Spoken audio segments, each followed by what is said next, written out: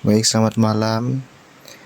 Terima kasih atas kesempatan. Kali ini kami akan mempresentasikan topik tentang pembangunan drainase di samping gereja kampus Universitas Samratulangi dari kelompok 6. Di sini anggota kelompok ada Arsita Luwuk, Gregorius Andrianto, Carmelia Rompi, Saudara Worondeng, dan Andreas Pango.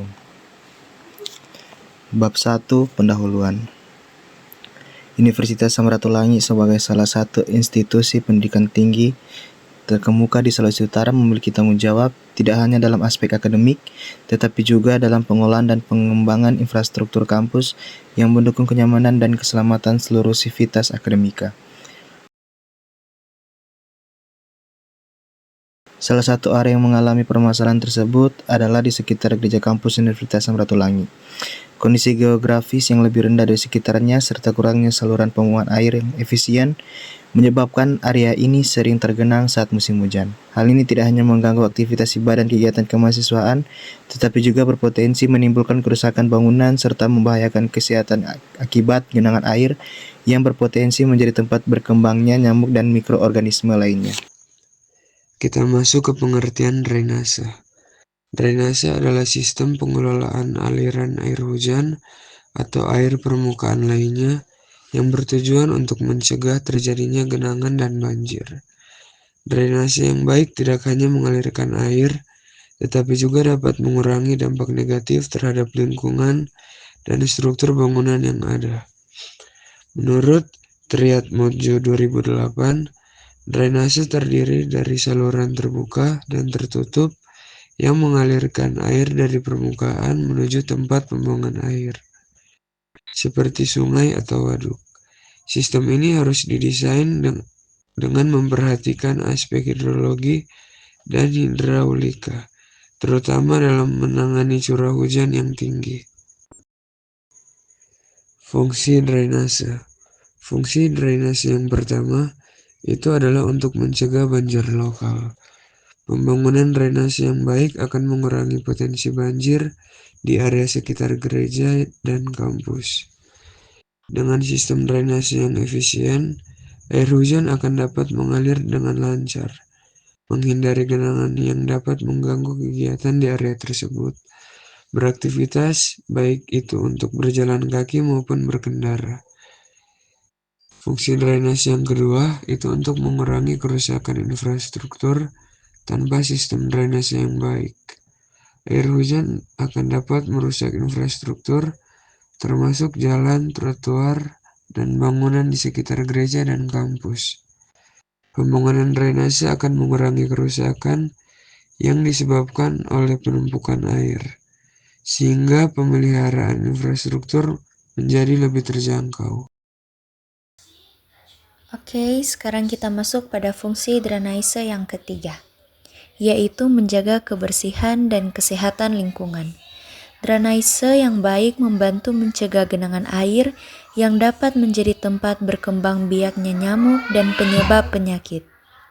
Dengan mengurangi genangan air, kualitas kesehatan lingkungan di sekitar gereja dan kampus akan meningkat. Selanjutnya yaitu meningkatkan kenyamanan pengguna jalan dan pengunjung. Drainase yang teratur akan mempermudah mobilitas bagi mahasiswa, dosen, dan pengunjung gereja. Jalan yang tidak tergenang air akan memberikan kenyamanan lebih dalam beraktivitas, baik itu untuk berjalan kaki maupun berkendara. Selanjutnya yaitu kelebihan drainase. Pembangunan drainase ini bertujuan untuk mengatur aliran air hujan dengan lebih baik, mengurangi risiko kerusakan pada fasilitas dan infrastruktur kampus, serta menjaga kebersihan dan kesehatan lingkungan. Oleh karena itu, perencanaan dan pembangunan drainase di area ini harus memperhatikan aspek teknis, sosial, dan lingkungan yang dapat mendukung keberlanjutan kampus dalam jangka panjang. Melalui pembangunan sistem drainase yang efektif, diharapkan dapat tercipta lingkungan kampus yang lebih nyaman, aman, dan bebas dari masalah banjir, sehingga kegiatan pendidikan dan keagamaan dapat berlangsung dengan lancar tanpa gangguan. Kekurangan drainase. Kampus universitas, terutama yang berada di kawasan padat seperti di sekitar gereja, seringkali menghadapi masalah drainase yang berhubungan dengan padatnya pembangunan, kurangnya ruang terbuka hijau, serta bertambahnya jumlah permukaan keras yang mengurangi kemampuan tanah untuk menyerap air. Hal ini beresiko meningkatkan genangan air atau bahkan banjir lokal. Oleh karena itu, sistem drainase yang baik dan terintegrasi sangat penting untuk mengurangi dampak buruk bagi lingkungan kampus. Yang berikut tantangan. Tantangan yang pertama, penyumbatan saluran.